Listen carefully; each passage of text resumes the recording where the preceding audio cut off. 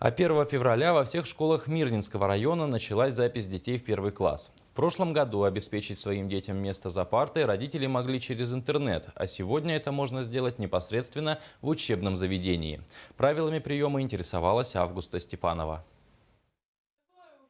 Прием заявок на запись детей в первый класс уже открыт. В управлении образования опубликовали приказ, где к каждому учебному заведению прикреплен определенный микроучасток. По словам специалистов, с подачей заявлений проблем возникнуть не должно. Сама процедура записи в первые классы осталась прежней. Сначала нужно ознакомиться с информацией о микроучастках, затем подать заявление и пакет документов в образовательные учреждения.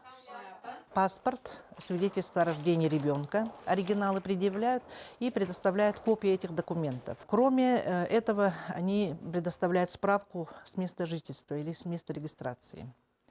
Остальные документы предоставляются родителями по желанию. Затягивать с записью не стоит, но и торопиться нет нужды. Специалисты заверяют, что всем школьникам, которые прописаны в прикрепленных к образовательным учреждениям микроучастках, места хватит. Обычно запись в первый класс превращается в огромные родительские очереди с состоянием по ночам, отмечанием и прочими атрибутами ажиотажа. В Мирном такого не наблюдается. Записаться в школу не по месту жительства можно будет не позднее 1 июня. По информации Управления образования, причиной отказа в зачислении может стать только отсутствие в учреждении свободных мест.